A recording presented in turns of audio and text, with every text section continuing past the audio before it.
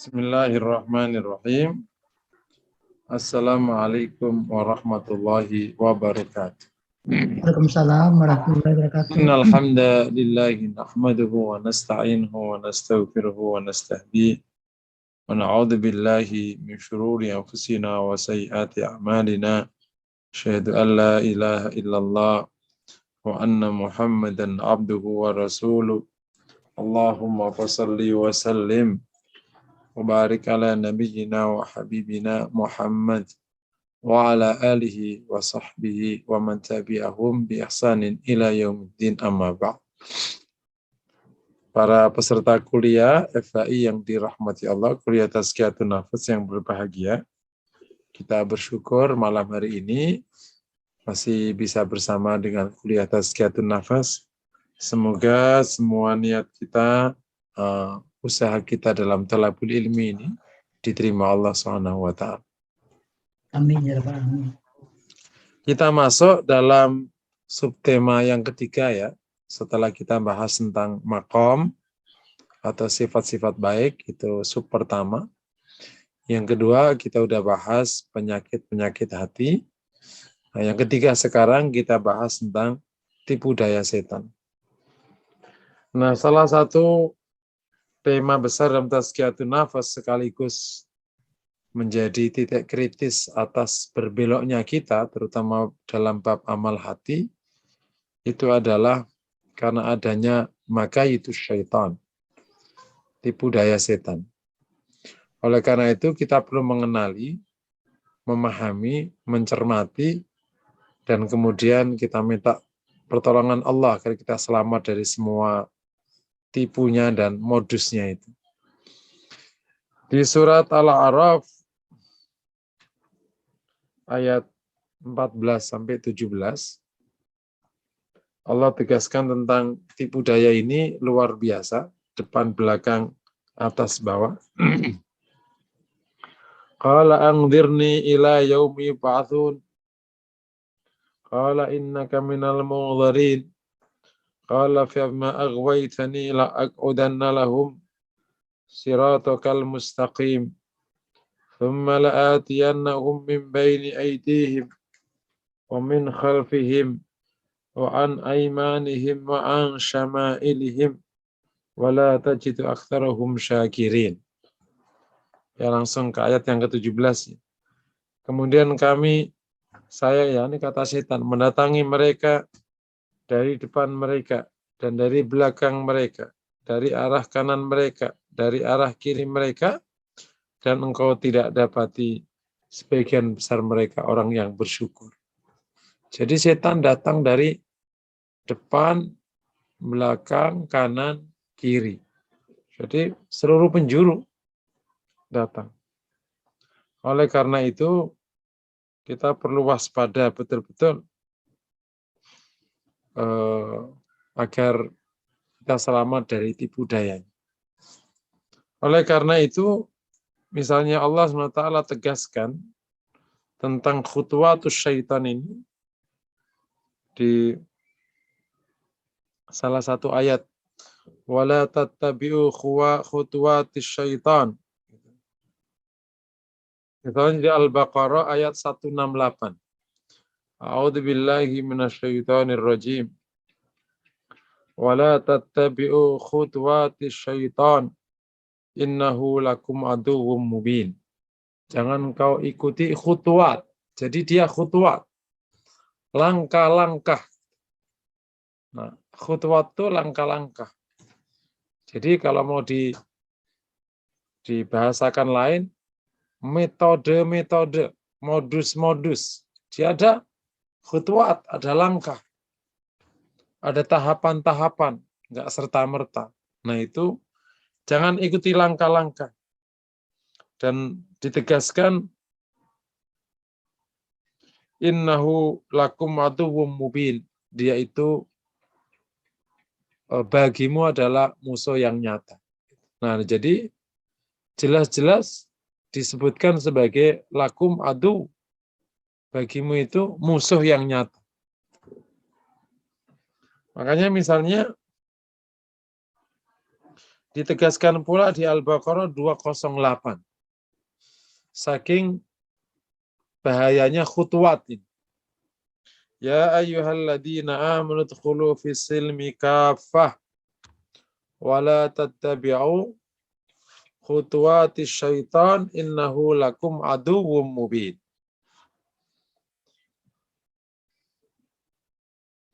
Hai orang-orang yang beriman, masuklah ke Islam ini kafah, dengan kafah. Jangan ikuti langkah-langkah setan. Innahu lakum aduwwum mubin. Ya, setan itu bagimu musuh yang nyata. Juga ditegaskan masalah langkah-langkah ini di surat Al-An'am ayat 142. A'udzu billahi minasyaitonir rajim. Kulu mimma razaqakumullah wa la tattabi'u khutuwatis syaitan innahu lakum aduwwum mubin. Makalah dari apa yang Allah rizkikan pada kalian, jangan ikuti langkah-langkah setan. Innahu lakum aduwwum mubin. Sungguhnya ia itu bagimu musuh yang nyata. Jadi setiap ada perintah itu langsung ada ikuti. Berarti di situ tuh celah. Kalau Al-Baqarah 168 itu secara umum. Kalau Al-Baqarah 208 itu bab tentang perintah berislam dengan kafah. Dan jangan ikuti setan. Artinya setan akan membuat kita tidak boleh kafah. Gitu. Islamnya enggak kafah, ya udah. Islam dalam ibadah tapi tidak Islam dalam ekonomi. Islam di dalam umroh tapi enggak Islam di dalam menata keluarga. Enggak kafah. Kalau di Al-An'am ayat 142 ini bab rizki. Allah menyuruh kita makan dari apa yang disediakan oleh Allah kepada kita. Tentu halal dan thayyib. Dan jangan ikuti langkah setan. Langkah setan mendorong kita untuk makan apa aja yang tidak dihalalkan oleh Allah. Itu salah satu modus dan area yang dimainkan oleh setan. Demikian surat An-Nur ayat 21. Ini bab tentang bagaimana Al-Quran mewanti-wanti kita tidak ikuti khutuwatus syaitan. Ya ayyuhalladzina amanu la tattabi'u khutuwatis syaitan. Man yattabi' khutuwatis syaitan fa innahu ya'mur bil fakhsya'i wal munkar. Hai orang yang beriman, jangan ikuti langkah-langkah setan. Barang siapa yang ikuti langkah-langkah setan, sungguhnya ia itu memerintah yang fakhsya dan mungkar. Jadi kalau kau ikuti langkahnya, itu ketemunya akan nyuruh yang fakhsya dan mungkar. Ya, bisa jadi di awal langkah kayak enggak begitu. Tapi ujungnya, sungguhnya dia itu ya'mur bil fakhsya wal munkar. Makanya di dalam memahami tipu daya setan itu, bukan dohirnya. Kita harus lihat hakikatnya. Bisa jadi dohirnya kayak baik, tapi ujungnya buruk. Nah itu berarti masuk kategori khutuwatus syaitan. Ujungnya ya'mur bil fakhsya wal munkar. Oke ya. Nah, dari beberapa ayat tadi, salah satu kesimpulan atau pelajaran penting yang perlu kita tangkap adalah bahwa kita harus hati-hati dengan langkah setan, gitu ya, atau modusnya setan. Yang kedua, Quran menegaskan betul bahwa setan itu bagimu musuh. Bahkan di ayat yang lain, fattakhiduhu aduwa, jadikan ia tetap musuh. Jadi musuh ya musuh, tidak pernah menjadi teman. Nah, yang jadi bahaya itu musuh jadiin teman, ya udah, ketipu akhirnya. Nah, yang ketiga pelajarannya adalah bahwa setan itu punya langkah yang banyak datang kepada kita dari seluruh penjuru, depan, belakang, kanan, kiri. Bahkan bisa atas dan bawah. Ya, istilahnya seluruh penjuru. Jadi semua langkah akan dijalankan dan semua arah akan dilalui. Makanya kalau bukan karena pertolongan Allah SWT, kita tidak akan sanggup untuk menghadapi tipu daya setan. Dan itu ditegaskan betul ketika ayah kita semua menghadapi itu. Nah, tapi itu karena hikmah ilahiyah ya. Maka Nabi Adam digoda betul sehingga akhirnya turun dari surga. Tentu itu hikmah ilahiyah ya, yang membuat akhirnya Nabi Adam hidup di dunia. Yang perlu juga kita pahami, ya, di samping bahwa kita perlu hati-hati dengan tipu daya setan itu, tetapi dinyatakan oleh Al-Quran, tipu daya setan itu lemah. Inna kaida syaitani kana dha'ifa. Sesungguhnya tipu daya setan itu lemah. Jadi bahasa lain, aslinya lemah tipu daya setan itu. Tapi kita kalah karena kita lebih lemah. Gitu. Kalau aslinya lemah, wong dibacain takbir aja kabur. Tetapi karena kita lebih lemah, maka yang lemah pun menang. Itulah setan. Ya, setan itu apa? Setan itu adalah jenis dari makhluk Allah yang menggoda manusia atau jin untuk maksiat kepada Allah. Ia bisa dari jenis jin, bisa dari jenis manusia. Ditegaskan oleh Allah, minal jinnati wan nas. Jadi setan itu bukan kelompok yang terkait dengan raw material. Raw material dalam konteks ini hanya ada 3. Ada malaikat yang dicipta dari cahaya, raw materialnya itu cahaya. Manusia, raw materialnya itu tanah atau air sperma untuk yang berikutnya. Yang ketiga adalah jin, yang raw materialnya itu adalah api. Nah, dari sudut raw material hanya ada 3. Nah, setan di mana letaknya? Setan itu jenis perilaku, yakni dari makhluk Allah yang jin atau manusia ini, yang dia suka menggoda manusia atau jin untuk maksiat dan jauh dari Allah, namanya setan. Makanya setan bisa dari manusia, bisa dari jin. Gitu. Nah, salah satu jenis setan yang sangat dahsyat itu mungkin bisa disebut dengan ra'sus syayatin, namanya iblis. Itu ra'sus syayatin, yakni itu kepalanya setan. Yang menggoda kepalanya manusia itu namanya Nabi Adam. Bahwa sasailahi syaitan. Ini iblis ini telah membuktikan kesungguhannya dalam rangka menggoda manusia, sehingga akhirnya Nabi Adam pun bisa keluar dari surga. Jadi ada setan, ada iblis. Di sana ada satu yang disebut dengan qarin. Qarin adalah jenis jin atau jenis setan dari jin yang ditempelkan oleh Allah pada setiap manusia yang dilahirkan. Ibnu Katsir pada waktu menjelaskan tafsir surat An-Nas, ia menyebutkan tentang hadis masalah ini. Ma min mauludin illa wa ja'ala lahu qarin. Tidaklah orang dilahirkan kecuali Allah jadikan padanya seorang qarin. Qarin ini adalah jenis jin yang ditempelkan Allah kepada manusia sejak ia lahir. Jadi itulah fungsi dari ujian. Salah satu variabel ujian karena ada setan penggoda yang nempel. Dan dia juga punya mitra namanya syahwat. Tetapi dihadapi oleh fitrah. Demikian juga ada hati, ada akal, dan juga ada malaikat penjaga. Sehingga terjadi keseimbangan. Maka barang siapa yang memenangkan pertarungan ini, dia dapatkan pahala baik. Tapi yang tidak menang dan kalah, ya berarti akan mendapatkan azab. Naudzubillah. Nah, Korin ini akan terus nempel pada manusia sampai ia meninggal.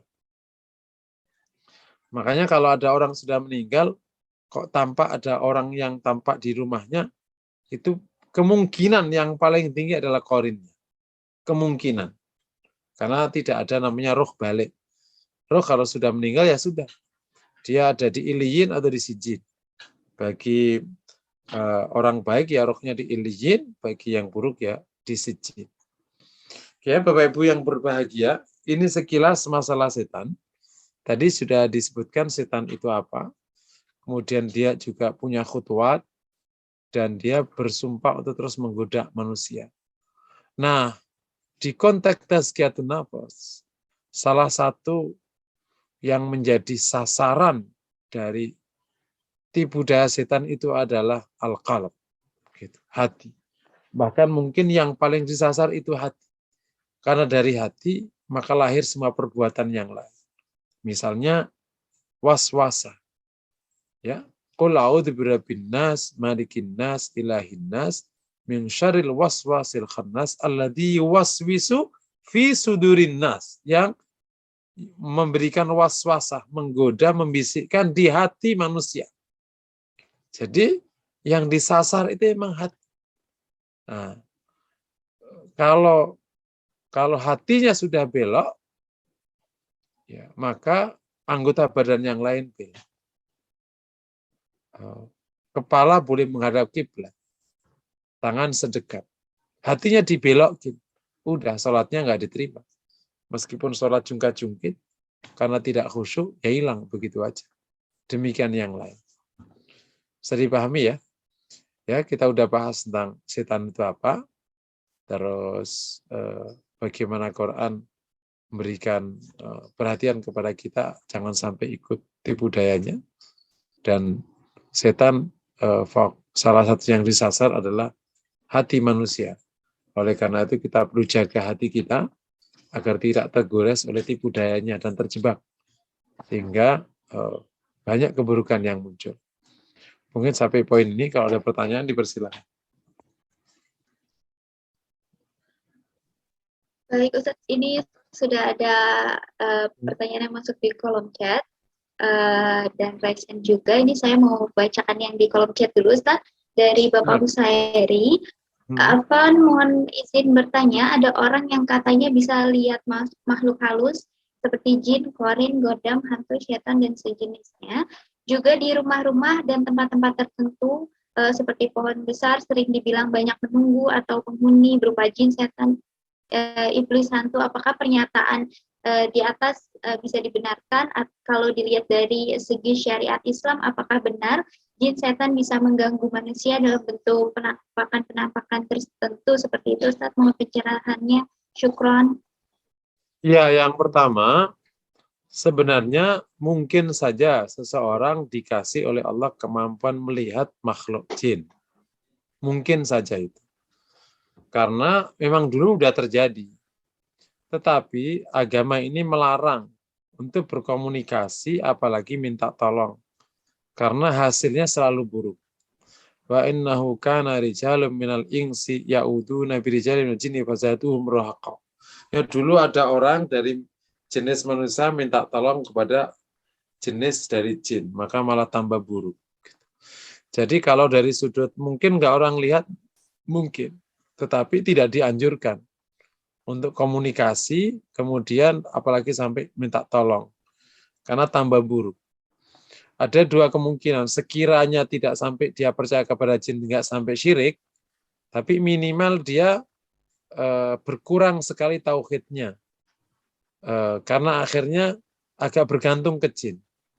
Jadi bergantung kepada Allah menjadi tidak, karena dapatkan mitra yang dahsyat, yang pintar, yang hebat kan. Jin itu kan hebat sekali. Itu salah satu bentuk keburukan. Tapi ada keburukan yang lain. Dan dalam kisah orang bermuamalah sama jin, ya keburukannya banyak. Kenapa? Karena jin punya kemampuan lebih dari manusia. Makanya ada cerita seorang laki-laki dari Saudi itu nikah dengan wanita jin. Ya antar gimana, karena istrinya itu marah, akhirnya dia benar-benar ditawan di rumah orang tuanya. Sampai berhari-hari anaknya nyari, karena anaknya manusia. Karena dia itu nikah dulu, terus istrinya meninggal, terus dia ngurus anak, satu saat akhirnya entah gimana ketemu wanita, dianggap itu manusia, ternyata jin, ya udah nikah biasa. Pas marah, bener-bener dia ditaruh di rumah mertuanya itu, kampung nyari kan orang Badui, nggak ketemu-ketemu, tiba-tiba ntar gimana, berdoa ketemu, dia benar-benar digantung di atas pohon. Jadi sejak itu nggak berani lagi dia hubungan sama jin. Belum pernah saya dapat cerita seorang hubungan sama jin yang berakhir baik, itu belum ya. Nggak tahu kalau mungkin ada yang berakhir baik. Tapi intinya secara umum tidak dianjurkan. Ya dia sudah biarin aja makhluk, dia punya urusannya sendiri gitu. Ya kita ya punya urusannya sendiri. Nah yang berikutnya, apakah bisa orang menjelma mungkin. Jin bisa menjelma, semua bisa menjelma. Seperti kita bisa. Menjelma seperti yang sudah meninggal bisa. Namanya jin dikasih kemampuan oleh Allah menjelma. Nah, di situlah makanya perlu iman yang baik, ilmu yang cukup untuk menghadapi kayak gini. Tapi insya Allah kalau kita hadapi dengan baik, dia pergi kok. Wallahu a'lam. Baik Ustadz, mungkin kalau misalnya ini saya jadi ingat pernyataan soal kalau misalnya memang bisa lihat dan lain sebagainya di ruqyah atau zikir pagi petang, itu bagaimana? Iya, itu salah satu cara kita supaya tidak kena mudorotnya. Salah satu bentuk, kan bukan hanya ruqyah. Jin itu sebenarnya ya ada yang baik, ada yang buruk. Tidak semuanya buruk. Cuman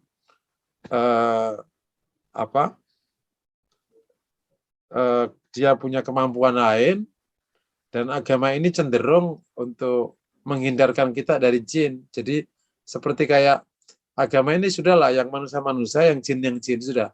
Dua-duanya punya kewajiban kepada Allah, biar diurus masing-masing. Nggak usah saling intervensi. Kalau manusia ingin tahu dunia jin, ya faktanya itu yang tadi disebut, banyak yang buruk gitu. Karena emang bukan kemampuanmu. Gitu. Jin bisa nyelam ke laut, bisa terbang, bisa apa? Kamu nggak bisa ngapa-ngapain. Gitu. Jinnya bisa ngilang, bisa masuk botol, bisa terbang. Ya kamu kan udah segini aja gitu. Nah, tapi Allah memilih rasulnya dari jenis manusia. Jadi ya udah biarin aja mereka hidup. Kalau kemudian jinnya mengganggu, ya kita berdoa aja.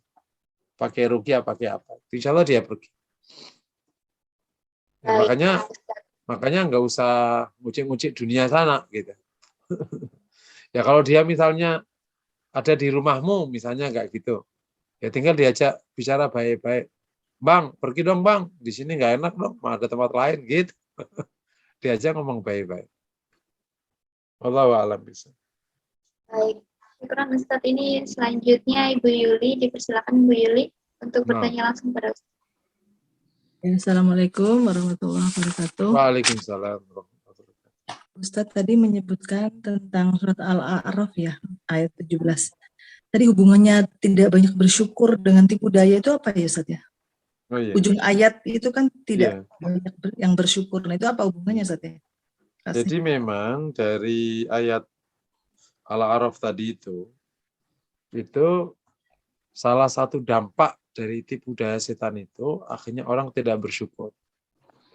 Begitu dimodusin ya, dioperasi sama setan, maka salah satu dampak yang paling nyata itu tidak bersyukur.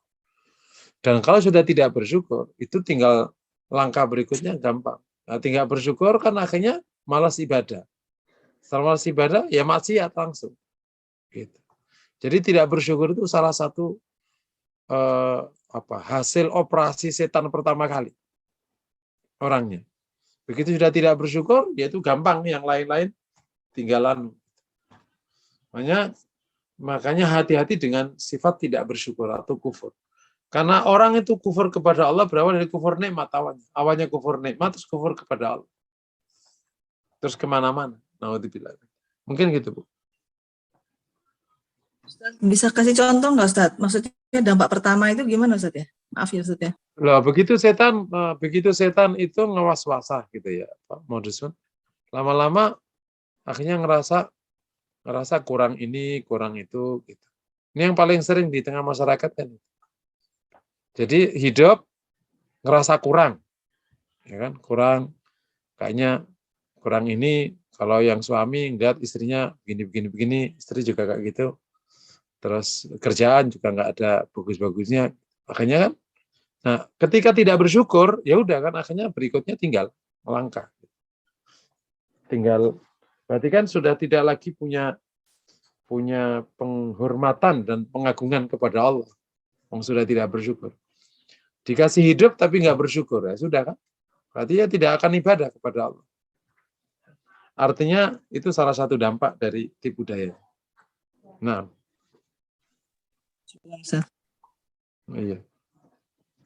Baik, berarti dari setiap penyakit hati itu ada celah bagi setan untuk keadaan ya Ustaz. Ya, betul. Memang banyak. Nanti dampaknya kemana? Salah satunya itu yang tidak bersyukur itu. Tapi nanti juga ada tidak khusyuk. Kemana-mana, namanya juga modus. Nah, Baik, baik. Ini ada pertanyaan berikutnya, Ustaz. Ustaz, golongan jin kan ada yang kafir dan muslim. Nanti jin muslim zaman itu masuk surga, Ustaz? gimana, Mbak? Suaranya Baik, kurang Ustaz, jelas. ini, ya baik. Ustaz, golongan jin kan ada yang kafir dan muslim. Nanti jin muslim ini apakah di akhir zaman itu akan masuk surga di akhirat, ya Ustaz? Oh iya, Di kalau akhirat nanti. iya si jin kan termasuk yang mendapatkan taklif dari Allah. Ya. Dia juga termasuk umat Rasulullah. Ya di akhirat ya dia punya urusannya sendiri. Termasuk ya dihisab, termasuk juga nanti masuk surga, masuk neraka, tergantung amal mereka masing-masing. Cuman kitanya manusia kan Rasulullah itu dikasih kemampuan ke manusia dan ke jin. Nah kalau umat Rasulullah ini ya udah jin sudah ada dai-nya sendiri, ya kita sudah ada dai-nya sendiri, nggak usah saling masuk. Gitu. Di sana sudah ada ulamanya masing-masing, di sini juga ada ulamanya masing-masing. Cuman karena Rasul dari jenis manusia ya maka dominan sekali peran manusia di dalam urusan ini. Nah, Baik, baik Ustadz, ini ada pertanyaan berikutnya juga dari Ibu Erna. Agak kurang jelas karena terpotong, tapi saya coba bacakan. Ustadz, apakah jin korin ini bagaimana tugasnya sepertinya Ustadz? Mungkin nanti setelah meninggal, setelah manusia meninggal ini jin korin ini ikut atau tidak meninggal di kubur gitu, kemana tugasnya Ustadz? Mungkin lebih ke setelah manusia wafat, jin korin ini kemana itu begitu Ustadz, dan tugasnya? ya si korin ini ya ditugaskan sampai orangnya meninggal, sudah habis itu udah selesai tugasnya. Kalau udah meninggal ya udah, kan masing-masing ada korinnya, udah gitu. Ya dia udah selesai tugasnya. Tugas dalam arti bukan tugas ya. Baik, baik Ustaz. Sudah tidak ada lagi pertanyaan, sudah bisa dilanjutkan kembali. Ya oke. Bentar ya. Hadis tentang kalau korin itu tegas di surat Qaf ayat 27. Qala qarinuhu rabbana ma atghaytuhu walakin kana fi dhalalim ba'id. Nah, korin yang ada di sini menurut Imam Qurtubi itu adalah setan itu. Tapi juga ada hadis Aisyah radhiyallahu taala anha, qalat Rasulullah sallallahu alaihi wasallam, "Au ma'ish syaitan?" Au bersamaku ada setan? Qala na'am, qultu. Wa ma'a kulli insan? Qala na'am. Qultu wa ma'aka ya Rasulullah? Qala na'am, walakin rabbi anani alaihi hatta aslam. Pada setiap manusia ada setannya. Nah, itu disebut dengan qarin.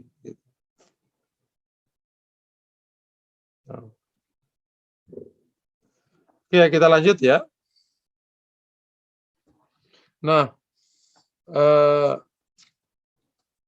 oleh karena itu,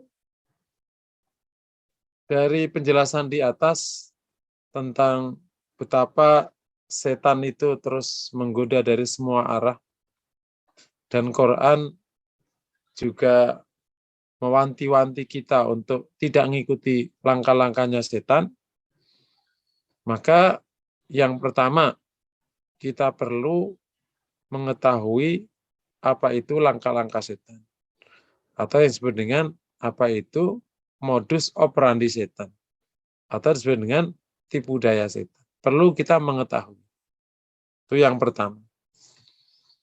Yang kedua, kita perlu berkomitmen untuk melawannya dengan metode dan cara yang baik yang diajarkan oleh agama, agar selalu selamat dari modus dan tipu daya setan. Nah, dua hal inilah yang menjadi concern dari subtema tipu daya setan. Oke ya. Jadi di samping mengetahui tipu dayanya, kita perlu komitmen untuk melawannya. Ada yang ingin melawannya, tapi nggak paham ilmunya. Ada yang paham ilmunya, tapi membiarkannya. Makanya di salah satu ayat kan, fattakhiduhu aduwa. Jadikan setan tetap itu musuh. Jadi komitmen untuk melawannya. Karena begitu kita ngikuti sedikit demi sedikit, kita akan terjebak. Ya, modus pertama. Tetapi sebagaimana tidak tadi saya sebutkan di atas, aslinya tipu daya setan itu lemah. Tetapi karena kita lebih lemah, maka dia menang. Inna kaida syaitani kana dhaif. Kayak ada orang, dia nggak pintar-pintar amat tuh main bola. Tapi karena kita tidak lebih pintar, ya kita kalah. Nggak pintar-pintar banget sebenarnya main silat. Lemah banget sebenarnya. Cuma karena kita lebih lemah, lebih takut, menangan dia. Nah kayak gitu setan. Setan kan dibacain takbir aja udah kabur. Dibacain zikir udah pergi. Tapi terkadang kita zikir aja kita nggak mau. Takbir aja nggak mau. Ya udah, akhirnya kalah. Gitu ya. Nah, modus pertama atau langkah pertama namanya waswasah. Ya, ditegaskan di surat An-Nas gitu. Qul a'udzu birabbin nas, malikin nas, ilahin nas, min syarril waswasil khannas, alladzi yuwaswisu fi sudurin nas. Yuwaswisu, yang membisikkan di hati orang. Ini modusnya itu membisikkan. Ini termasuk modus dan mungkin alat yang paling bonafit dari setan itu namanya waswasah. Memang tukang bisik, namanya pembisik. Hati-hati dengan pembisik itu betul. Karena pembisik ini kerjaan setan awal. Nah, contoh yang paling konkret bisikan ini ya pas sholat. Pas sholat itu kan enak-enak sholat. Terus tiba-tiba ada bisikan. Kenapa kalau pas sholat itu jadi ingat semuanya? Ingat tentang jemuran, gitu. Pintu yang belum ketutup, tadi tas udah ditaruh rapi belum ya di mobil. Tadi parkirnya tadi udah rapi belum ya? Tadi gorengan tadi udah matang belum ya? Jemuran, mau gerimis lagi. Jadi setan itu membisikkan hal-hal yang kayak tampak baik.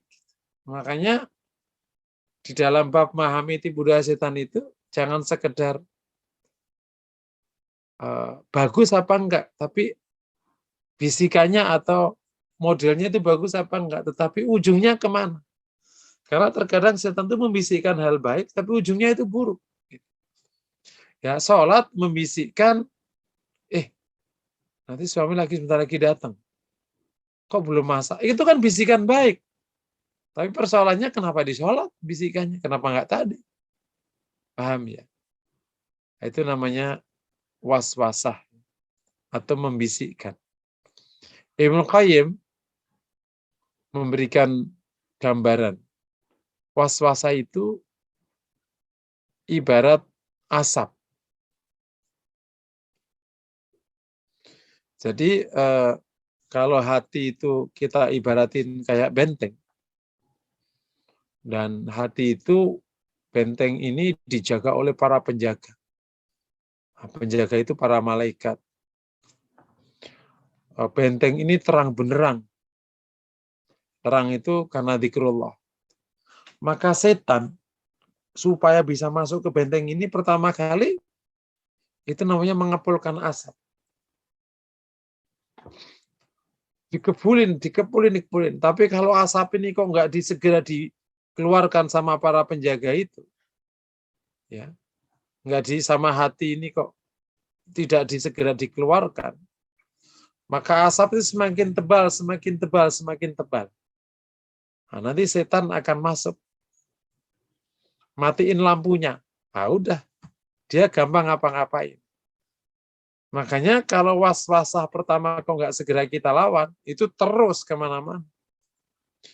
Itu contoh paling gampang di sholat itu. Begitu sholat, sudah dibisikin pertama kali kok lanjut. Saya tadi, loh kamu kok tadi sholat? Udah masak belum tadi? Bukankah nanti jam 4 suamimu datang? Oh iya? Waduh. Kalau dia tadi kan udah pesen masakan, suruh bikin sop. Kalau sampai nggak kamu bisa dimarahin. Kalau udah marah kan menakutkan. Kamu bisa nggak dapat nafkah. Itu sudah mulai ruko sujud itu udah nggak ingat semua itu. Udah panjang, ditarik terus, tarik. Lama-lama sampai nggak tahu. Dia sholat itu berapa rakaat sudah. La ya'rifu adada rakaat. Akhirnya bingung nih sholat keberapa ini. Ya balik ke satu lah, udah itu rakaat ketiga sudah itu. Udah panjang tadi mikir kemana-mana tadi. Akhirnya sholat duhurnya sampai 8 rakaat. Ya karena terus ngulang. Kalau udah kemana-mana gitu. Itu hebatnya waswasa. Jadi dia ibarat kayak ngepulin asap. Dibisikkan. Nah, nanti satu bisikan ini kok nggak mempan, nanti bisikin yang berikutnya. Gitu. Terus saja. Maka bisikin lagi. Sampai tumbang. Setiap saatnya. Masya Allah. Dan kabar baiknya, bukan kabar baik, kabar buruknya, setan itu nggak lelah.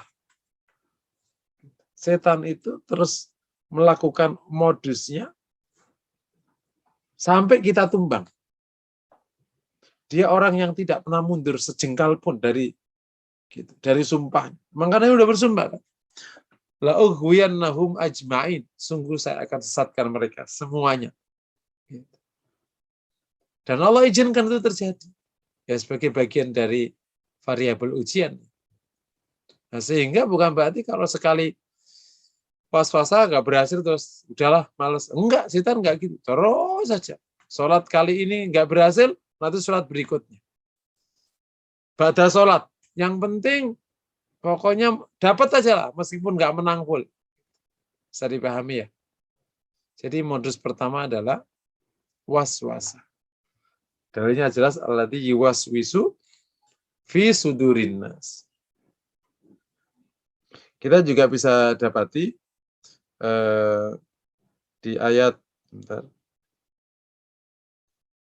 misalnya di A'udzubillahi minasyaitonirrajim.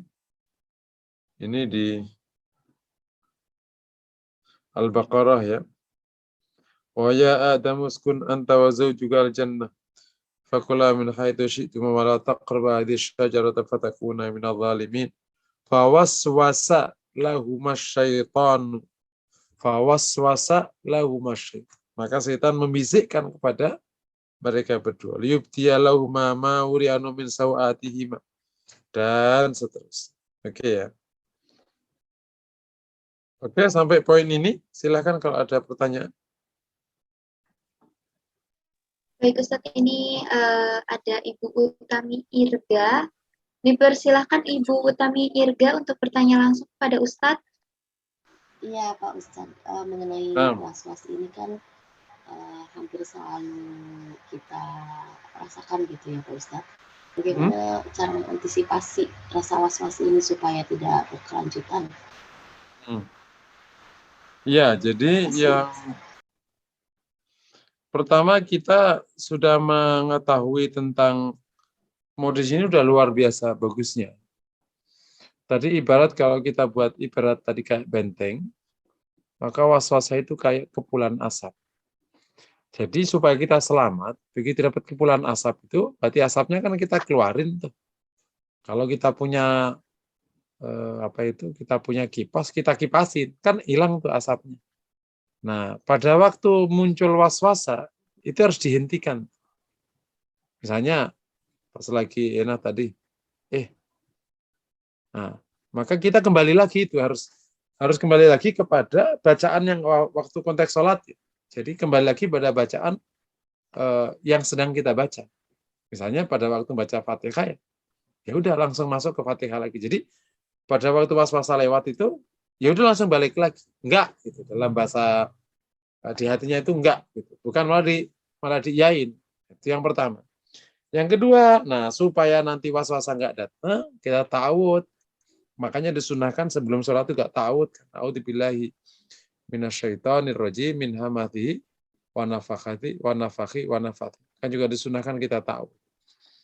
Nah, kalau di luar konteks sholat, sering aja kita dzikrullah. Itu juga insya Allah waswasa setan tidak sering muncul. Jadi waswasa setan itu sering muncul kalau hati agak kosong. Kalau hatinya penuh, insya Allah waswasa tidak sering muncul. Jadi ada 3 yang bisa kita lakukan. Menahan waswasa, jangan terus kalau lagi masih sholat. Ada waswasa, enggak. Kalau di luar sholat, istighfar langsung. Supaya tidak terus waswasanya. Yang kedua apa?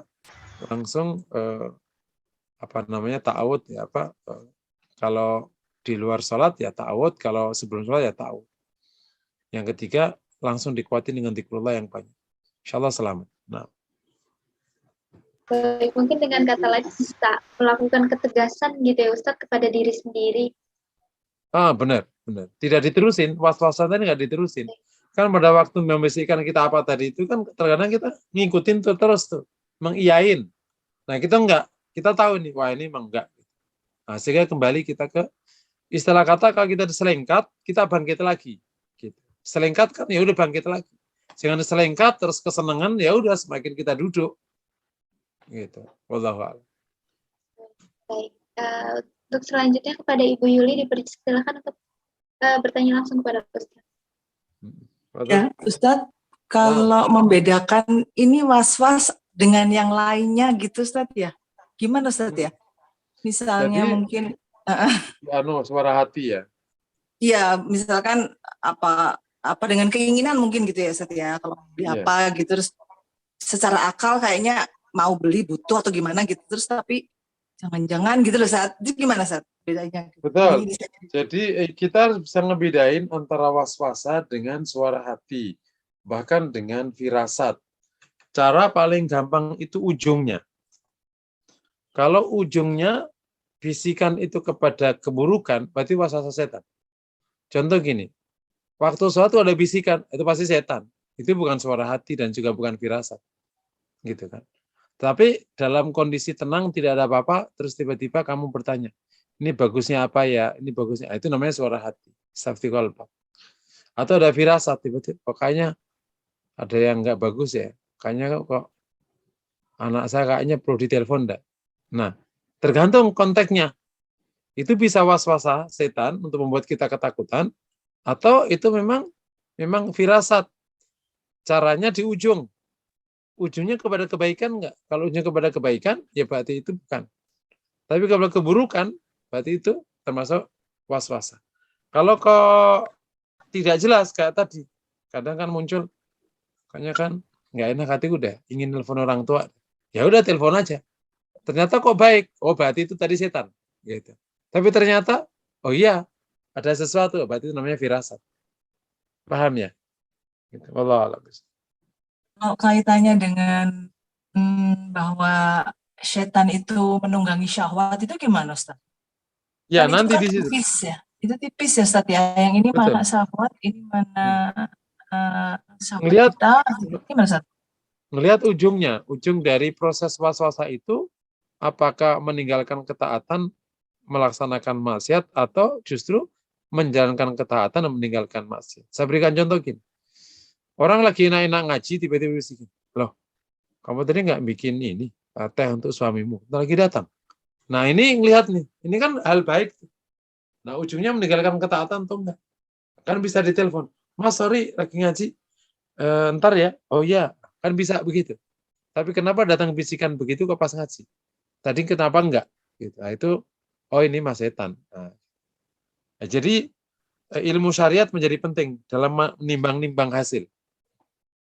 Dalam menimbang-nimbang hasil. Ya sambil nanti jalan ketahuan nanti. Mana yang itu waswasa atau mana yang enggak. Ujungnya nanti timbangannya pakai syariat. Nah.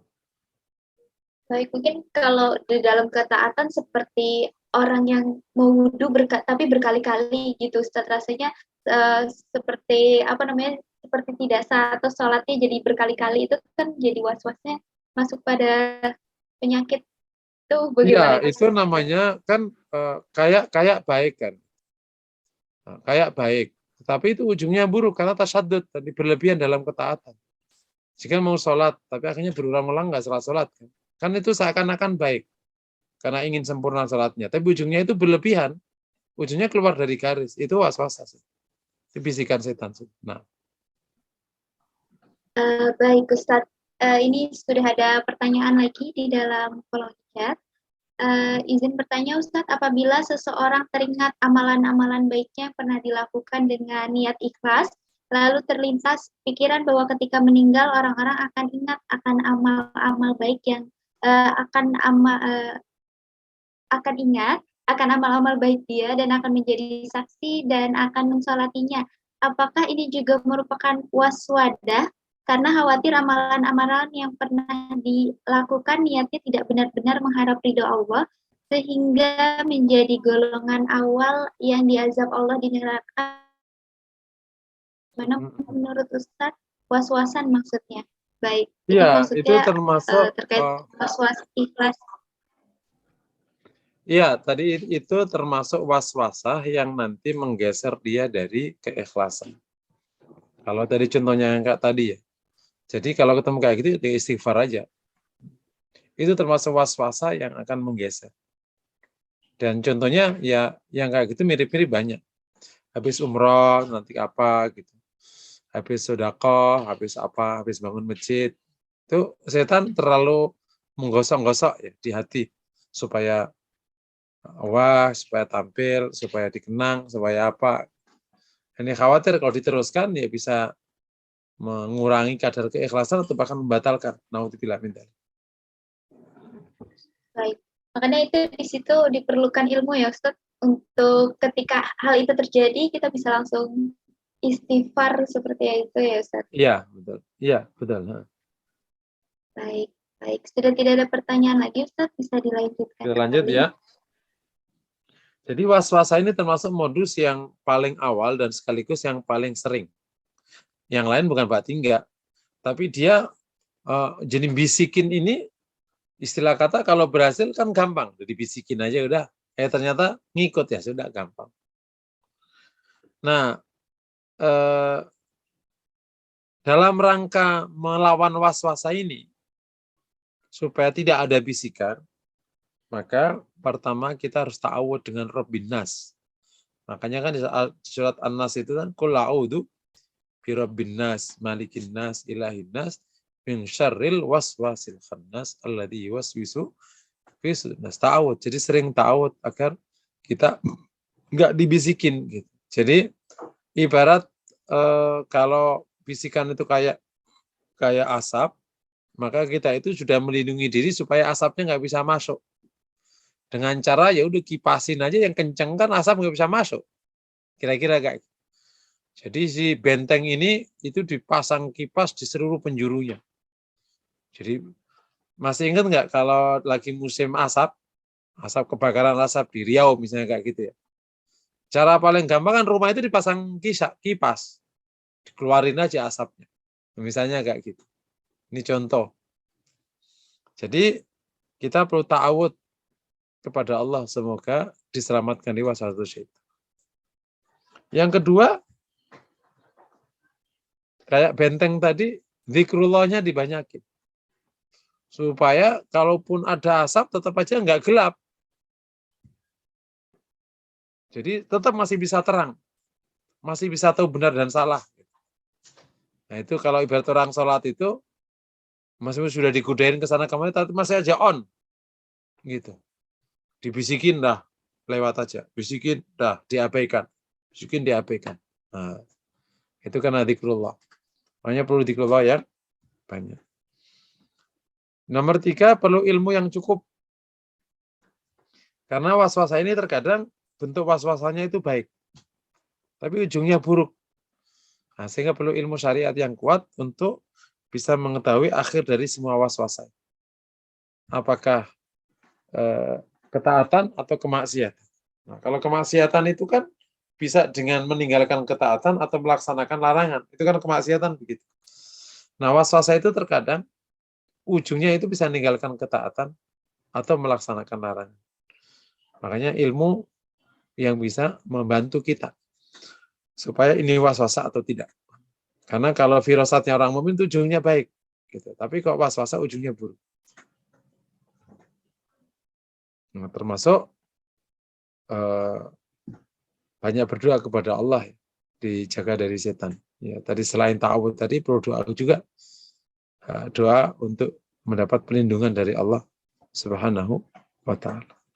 Oke ya, ini bab tentang waswasa. Yang kedua, modusnya setan itu adalah tazyin. Tazyin itu menghiasi perbuatan manusia agar hal baik menjadi tidak baik dan yang tidak baik menjadi tampak baik. Namanya dihiasi.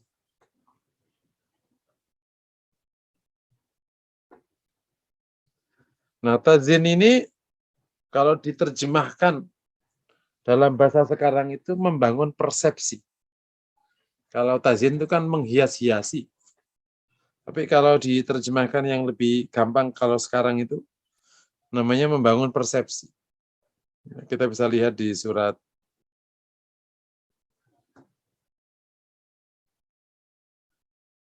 A'udzubillahi minasyaitonirrajim Al-Hajar 39 ya. Al-Hijr 39. Qala Rabbi bima aghwaytani la uzayyinanna lahum fil ardi wa la ughwiyannahum ajma'in. Qala Rabbi bima aghwaytani. Ya Rabb, dengan apa yang kau sesatkan aku, la uzayyinanna lahum, kami akan hiasi mereka. Fil ardi, di muka bumi, wa la ughwiyannahum ajma'in, sungguh kami sesatkan mereka. Al-Hijr ayat 39. Demikian misalnya di surat An-Nahl ayat 63. Tallahi laqad arsalna ila umamin min qablik fazayyana lahumus syaitanu a'malahum fahuwa waliyuhum. An-Nahl ayat 63. Tallahi laqad arsalna ila umamin min qablik. Demi Allah, sungguh kami utus kepada umam sebelummu. Fazayyana lahumus syaitanu a'malahum. Maka setan menghiaskan bagi mereka amal perbuatan mereka. Fahuwa waliyuhum, ia menjadi wali mereka. Oke ya. Jadi setan akan menghiasi perbuatan manusia. Nah, menghiasi ini sehingga membuat persepsi menjadi berbalik-balik. Ya, bahasa kita sekarang namanya persepsi. Atau kalau bahasa dulu menganggap. Setan membangun satu anggapan dalam diri manusia. Perkara yang melanggar syariat itu indah dan baik. Dan kemudian yang taat itu menjadi buruk. Ya, namanya buka aurat itu cantik dan seksi. Semua wanita kan maunya cantik.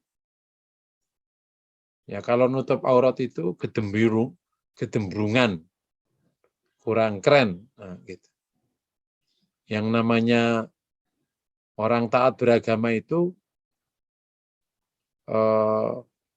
tidak humanis. Tapi yang melanggar agama itu humanis. Itu semua tazyin itu namanya. Sejak zaman Nabi Adam, modus kayak begitu. Bukan sekarang aja.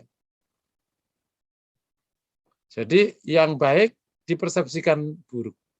Yang buruk dipersepsikan baik. Orang yang melanggar syariat dianggap itu humanis.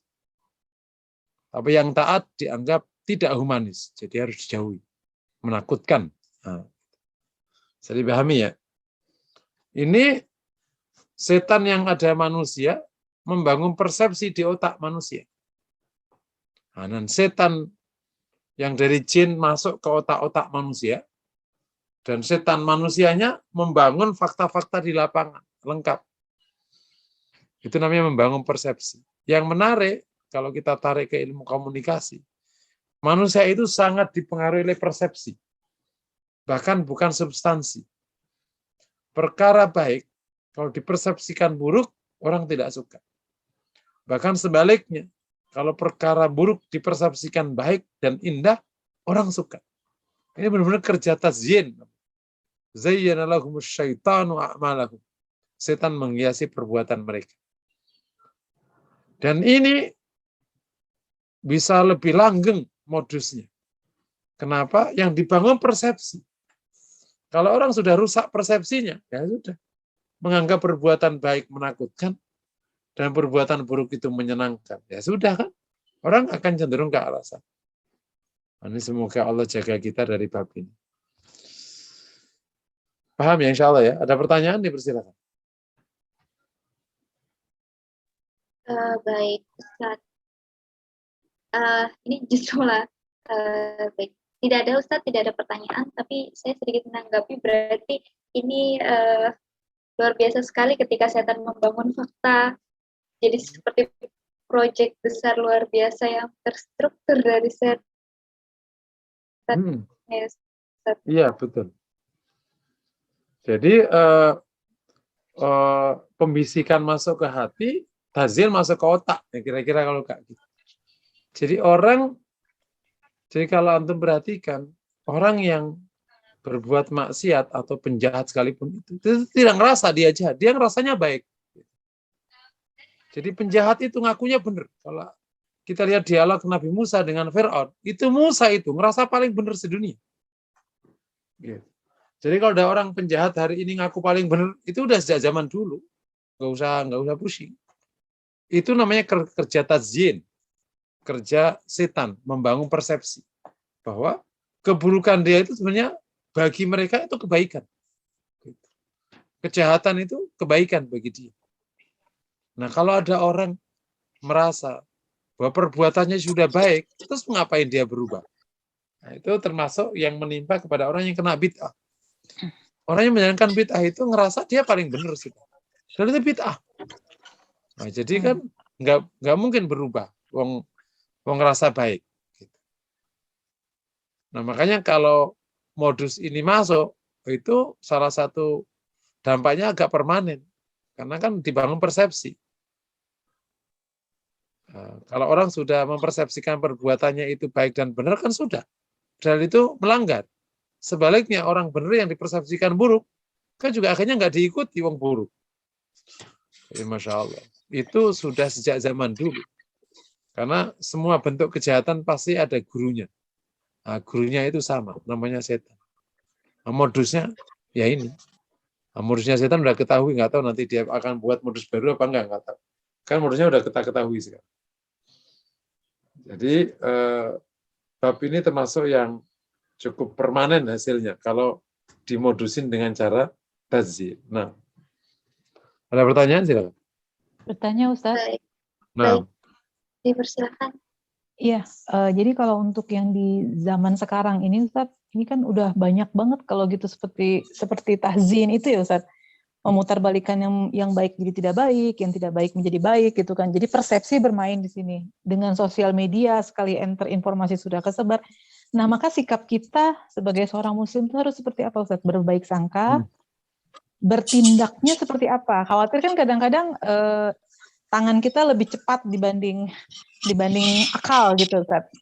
Karena mungkin yang berbicara adalah orang-orang ini gitu loh, maka kita harus ikutin gitu. Atau gimana, Ustaz? Baiknya, yang ahsannya seperti apa? Iya, jadi kalau modus tazyin ini kita dalemin, ini benar-benar kita bisa tertawa sendiri ya, karena hari-hari kita ketemu modus ini. Iya. Dan itu ternyata bukan hanya sekarang, sejak zaman dulu, sejak zaman Nabi Adam, sampai kepada Nabi Nuh, kemudian sampai ke Ibrahim, sampai ke Musa, puncaknya ketemu Firaun itu modus tazyin terasa sekali. Mereka benar-benar merasa telah berbuat yang baik. Nah, kita ngelawannya itu, yang pertama tentu harus mengetahui substansi setiap yang sudah ditempelin persepsi. Apakah itu benar apa salah? Itu hal baik yang dipersepsikan buruk atau hal buruk yang dipersepsikan baik. Nah, itu caranya kan pakai ilmu. Gitu. Kalau ada orang, misalnya orang soleh dipersepsikan tidak humanis. Apa maksudnya? Nah, gitu, misalnya kayak gitu. Ya kan dia udah nyapa, dia senyum ke tetangga. Humanisnya di mana? Nah, kayak gitu-gitu. Itu yang kalau dulu cerita teman-teman waktu zaman lagi puncaknya perang anti teroris itu dulu, banyak muslim itu justru didukung oleh teman-temannya. Kenapa di berita kalian dipersepsikan gini, padahal kamu kan enggak kan? Bergaul sama kalian udah lama. Nah, mereka sendiri yang menolak gitu, karena dia berteman sama muslim udah lama. Gitu. Nah, ya. Jadi itu pertama perlu ilmu ya kalau di konteks yang publik. Yang kedua harus mengenali fakta untuk kemudian dibandingkan sama ilmu, sehingga kita nggak terjebak di persepsi. Kayak orang yang milih produk. Kalau orang tahu produk kan nggak bisa dibangun persepsi kan. Iklan, misalnya kan. Kenapa Anda tidak bisa dibodohin sama iklan itu? Ya kan nggak tahu barangnya. Ini doang aja kayak apa gitu, mengandung ini. Aku tahu aslinya nggak ada apa-apanya, ini esen semua. Nah, kan nggak bisa diapa-apain. Ini karena ilmu kan. Sama di ilmu agama, tahu yang kedua mengetahui fakta dibanding sama ilmu, sehingga ketahuan nih aslinya kayak. Nah, yang ketiga kita perlu yang namanya penguatan penguatan pikiran agar tidak menjadi korban proses pembangunan persepsi. Gitu. Meskipun secara fakta manusia akan terpengaruh oleh persepsi yang berkembang. Cuman kalau kita punya pikiran yang kuat, itu yang jeli, kita nggak gampang dibolak-balikkan atau katakan ditipu oleh persepsi-persepsi, nggak bisa. Karena kita udah biasa berpikir clear namanya. Berpikir substantif namanya. Substansinya apa nih? Nah, insya Allah dengan 3 langkah ini selamat dengan izin Allah. Wallahu a'lam. Tapi itu perlu usaha keras, Ustadz, untuk bisa melatih pemikiran biar lebih agak sedikit ini ya, apa namanya, lebih selektif atau lebih. Jadi kalau anak-anak bilang, ya udah deh kalau nggak ada hubungannya sama saya, udah deh, saya nggak tahu datanya, nggak tahu ilmunya, mendingan tinggalin aja gitu kali, Ustadz ya, lebih aman gitu. Ya, ya nanti per case bisa dilihat yang paling baik apa. Iya. Tapi insya Allah kalau nanti ini agak rajin di ilmu tazkiyatun nafas, itu nanti di hati ada namanya furqan. Furqan itu kemampuan membedain yang benar sama yang salah. Nggak bisa ditipu. Nggak gampang ditipu. Allah. Namanya furqan. Baik, Ustaz. Nah. Baik, Ustaz. Pertanyaan berikutnya ini dari Ibu Laila. Assalamualaikum Ustadz, izin bertanya, kalau menceritakan maksiat dengan air muka yang seperti membanggakan, apakah itu termasuk tazyin? Iya, kalau itu sudah modus lain. Kalau ada orang menceritakan maksiat dengan kebanggaan, itu modus yang lain itu. Tapi dia kejebak maksiat, pasti ada modus entah was-wasan atau apa yang masuk sebelum ke modus yang lain ya. Jadi maksiatnya sendiri itu bisa jadi karena was-was. Tapi kalau kemudian kebanggaannya itu bab yang lain. Kebanggaannya terhadap terhadap kemaksiatannya itu ya, satu bab lain. Wallahu a'lam. Baik, untuk berikutnya ini kepada Bapak Idro dipersilahkan untuk bertanya langsung kepada Ustadz. Ya, terima kasih Pak Intan. Assalamualaikum Ustadz. Nah, waalaikumsalam warahmatullahi wabarakatuh. Alhamdulillah. Ustadz, kalau kita memahami bahwa futuwatis syaitan itu langkah-langkah itu kan dari seluruh penjuru Ustadz ya, bukan dikatakan tadi bahkan atas bawah pun juga diserang. Artinya kan kita benar-benar dalam padahal serangannya pun juga tidak kelihatan kan ini Ustadz ya, sehingga yang kita butuhkan adalah sebenarnya pelindungan, karena kalau kita menandain modus-modus itu kan modus mereka juga ribuan jenisnya Ustadz ya, sehingga kan tidak ada yang bisa seragam yang kita bisa tandai gitu ya Ustadz ya. Contohnya gini Ustadz, contohnya kan seumpama setan itu menggoda seorang, pasti yang pertama dengan cara godaan yang paling mematikan dulu. Tapi kalau dia tidak bisa, maka dikurangi sampai paling kecil umurnya. Nanti begitu masuk dia membesar lagi gitu Mas Ustadz ya. Jadi artinya itu kan sesuatu yang dengan determinasi gitu loh. Artinya kalau dia menggoda dengan sesuatu yang besar, dia berhasil ya oke, tapi kalau enggak dikurangi sampai orang itu bisa masuk paling kecil, dan nanti udah masuk dia baru naikkan lagi gitu saja. Kira-kira begitu nggak Ustaz ya? Ya, tapi sebenarnya gini, meskipun kalau kita baca buku Talbisu Iblis, itu pada setiap orang itu ada modusnya.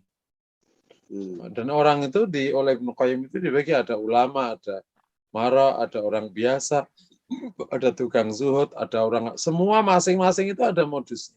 Tapi kita secara umum di banyak literatur itu modusnya itu atau langkahnya itu ketahuan sekitar 2, masing-masing ada yang menyebut ada yang 8, ada yang 5, ada yang 12, tergantung. Tapi kira-kira dari sudut Quran maupun dari ayat dan Quran, modusnya itu kira-kira globalnya seperti ini. Nanti teknisnya ya beda-beda pada setiap orang. Cuman dari Quran maupun Sunnah, si langkahnya itu atau modusnya itu bisa dipetakan. Nah, yang sekarang kita bahas ada waswas, ada tazyin, ada nanti yang lain-lain. Nah, sehingga kalau kita kenali modusnya secara global, kita kenali, oh kita kena ini nih, kita dikenain ini nih, sehingga kita bisa antisipasi. Tentu secara umum ya sangat lembut ya, bahkan kita kadang nggak ngerasa sudah dimodusin gitu, udah digodain tapi kita nggak ngerasa, bisa jadi begitu. Tapi kalau kita agak jeli, oh ya ternyata ini kategori ini. Wallahu a'lam bishawab. Oh gitu Ustaz. Jadi yang paling aman memang pertama perlindungan Ustaz ya, tentunya dari Allah ya. Sebagaimana betul. Kita ini ya. Oke, baik, terima kasih. Makanya kalau antum perhatikan di surat An-Nas itu kan sampai pelindungannya kan dengan hal yang lengkap ya. Qul a'udzu birabbin nas, terus malikin nas, terus ilahin nas, terus min syarril waswasil khannas. Itu kan Rabbin nas, malikin nas, ilahin nas, itu kan Masya Allah. Dengan rububiyah Allah, mulkiyah Allah, uluhiyah Allah. Itu semua kita. Padahal kan Rabbin nas, malikin nas kan sama Allah. Cuman Rabbin nas, malikin nas, ilahin nas. Terus semua sifat Allah. Iya, seluruh asma sifat Allah itu dihadirkan di situ. Baik Ustaz. Jazakallah. Baik, untuk selanjutnya ini dipersilakan Ibu Yuli untuk bertanya langsung kepada Ustaz. Baik, Ibu Yuli dipersilakan. Baik, ini mungkin kepada Ibu Jana. Oh, ada Ibu Yuli, baik. Ibu Indar dulu aja, jangan saya, yang lain dulu aja. Baik, Ibu Indar, apakah ada pertanyaan dari Ibu Sri Indarwati? tadi raise hand, tapi ya udah kalau gitu saya deh, nggak apa-apa. Ustadz, antar korin itu, Ya, Bu. antar korin itu ada kerjasama ya Ustadz. Maksud saya gini Ustadz, dari saya begini gitu, terus nanti respon dari orang lain itu dimainkan oleh korinnya dia juga gitu Ustadz, gimana Ustadz itu? Ya, kalau melihat ayat-ayat yang lain, antara setan dan orang kafir pun kan saling aulia, saling membantu, saling mendukung. Jadi tidak menutup kemungkinan para penggoda itu saling mendukung, saling membantu di antara mereka. Nah, teknisnya ya itu sudah masing-masing. Cuman apa namanya? Orang-orang ya, setan dan orang kafir itu kan saling mendukung, saling menjadi aulia. Nah, sehingga di antara mereka saling mendukung, otomatis. Wallahu a'lam bishawab. Di ayatul ayat billahi maksudnya.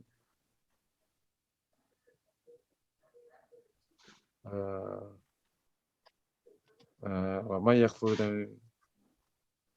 yakfur bit-taghut wa yu'min faqad istamsaka bil-urwatil wuthqa. Allahu waliyyul ladzina amanu yukhrijuhum minal ladzina kafaru awliya'u ba'd.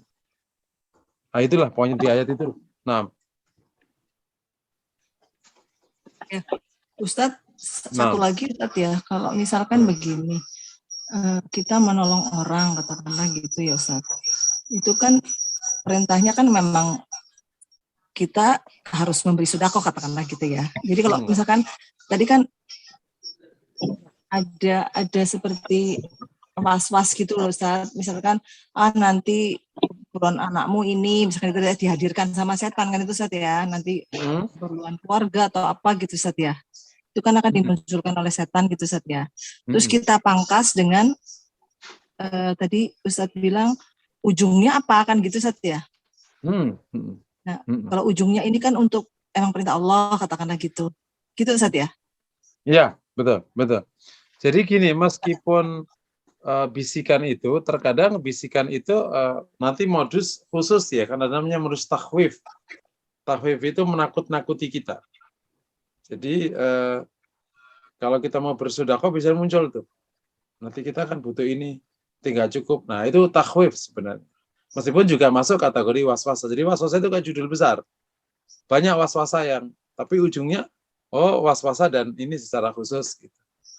Nah, makanya dalam konteks ini, di samping lihat was-wasanya itu bentuknya apa, kalau bentuknya maksiat udah jelas. Terus tapi ujungnya apa? Nah, kalau ujungnya buruk, itu berarti masuk kategori waswasul syaitan. Wallahu a'lam. Jadi nanti ada bahasan lagi ya Ustadz ya, selain yang tadi ini ya, yang buat tadi ya. Oh iya, ada banyak, ada sekitar 8, 9. Sebagian ulama menyebut 12, ada yang menyebut 9, 8, nanti kita bahas satu-satu. Oh, baik ya Ustadz, terima kasih. Nah. Baik Ustadz. Kalau tidak pertanyaan, masih ada? Baik, masih ada satu lagi Ustadz, tapi sudah sampai 21.30. Dipersilakan saja atau bagaimana Ustadz? Ya, silakan ya. Baik, ini kepada Ibu Jana, dipersilakan Ibu Jana. Boleh langsung unmute untuk bertanya langsung kepada Ustadz. Baik, apakah ada?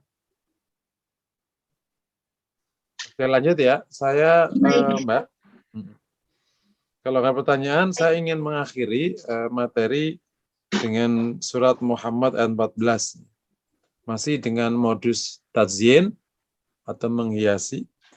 A'udzubillahi minasyaitonirrajim.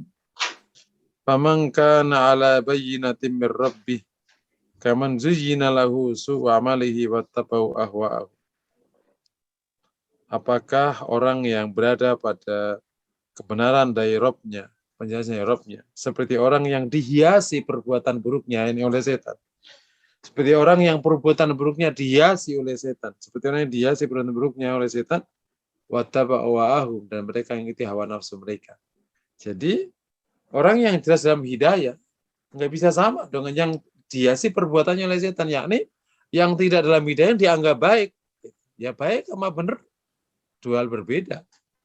Gitu. Yang benar, yang dianggap benar ya beda. Benar sama dianggap benar dua hal berbeda. Nah, gitu. Nah, jadi benar-benar kita harus jeli terhadap hal ini. Karena ada benar dan ada yang dianggap benar. Ada faman kana ala bayyinatin mir rabbih, berada di atas kebenaran dari Rabb-nya. Itu tidak sama dengan kaman zina lahu su'amalihi wattaba'u awa'ahu. Orang yang ikut hawa nafsu terus menganggap merasa benar, ya nggak bisa dengan yang benar. Nah, ini hari-hari ini ayat ini terasa sekali hadirnya di tengah masyarakat. Mungkin demikian, Bapak-Ibu yang dirahmati Allah. Kita udah bahas tentang setan, kemudian pengantar, masalah jangan sampai kita ikuti langkah-langkah setan. Kita udah jelaskan tentang kualitas tipu daya setan itu lemah sebenarnya, tetapi karena kita lebih lemah, dan kita udah bahas ada dua modus ya, ada dua langkah yang sudah kita bahas dan masih akan ada langkah-langkah berikutnya. Kita udah bahas tentang waswasa, yang kedua tentang tazyin. Selebihnya nanti insya Allah akan kita bahas di pertemuan berikutnya. Wallahu a'lam bishawab. Assalamualaikum warahmatullahi wabarakatuh. Baik, Ustadz. Ini masih ada pertanyaan lagi, tapi mungkin bisa di pekan depan. Tapi terakhir mungkin bisa dijawab sedikit, Ustadz. Tadi Quran surah Muhammad ayat berapa ini, Ustadz? Muhammad ayat yang terakhir ya? Betul, Ustadz. Ayat 14. Baik, ayat 14. Di Quran surah Muhammad ayat 14. Baik, untuk di akhir kajian mungkin bisa ditutup dengan doa, Ustadz, sekalian untuk mendoakan para kerabat dan keluarga yang lainnya yang mungkin saat ini dalam keadaan kondisi kurang sehat atau sakit. Dipersilahkan pada Ustadz untuk menutup kajian kali ini dengan doa. Bapak Ibu, mari kita akhiri kuliah Tazkiyatun Nafas pada malam hari ini. Sama-sama kita berdoa kepada Allah, semoga Allah kabulkan. Astagfirullahaladzim, astagfirullahaladzim. Astagfirullahaladzim. Bismillahirrahmanirrahim. Alhamdulillahirabbil alamin. Hamdan hamdan syakiran, Allahumma shalli wa sallim ala Muhammad wa ala alihi washabihi ajma'in. Allahumma ighfir lana wa tub alaina innaka antat tawwabur rahim. Ighfir lana wa liwalidayna kama rabbawna shighara. Allahumma ati nufusana taqwa zakata khairun zakaha ya rahmanu ya rahim. Allahumma na'udzubika min wasawati syaitan wa min tazyini syaitan wa min insan wa min khutuwati syaitan. Allahumma aidna min kulli makaydi syaitan. Rabbana atina fid dunya hasanah wa fil akhirati hasanah wa qina adzabannar. Allahumma ishfi mardana ishfihim shifaan ajilan shifaan yughadiru saqama. Allahumma afina wa afihim afina wa afinil muslimin sallimna wal muslimin wa afina wal muslimin bi rahmatika arhamar rahimin. Rabbana zalamna anfusana wa illam taghfir lana wa tarhamna lanakunanna minal khasirin. Wa sallallahu wa sallam ala Muhammad wa ala alihi wa sahbihi wa sallam. Walhamdulillahi rabbil alamin. Baik, terima kasih kepada Ustadz Musinin yang telah memberikan kajian kali ini. Terima kasih juga kepada para peserta kuliah Tazkiyatun Nafs. Semoga ilmu yang disimak dapat bermanfaat. Baik, kita tutup kajian ini dengan alhamdulillahirabbil alamin dan doa kafaratul majelis. Subhanakallahumma wa bihamdika asyhadu an la ilaha illa anta astaghfiruka wa atubu ilaik. Saya selaku MC dan panitia yang bertugas mohon dimaafkan atas salah kata dan perbuatan. Kami pamit undur diri. Assalamualaikum warahmatullahi wabarakatuh. Waalaikumsalam warahmatullahi wabarakatuh. Jazakumullah khairan katsiran.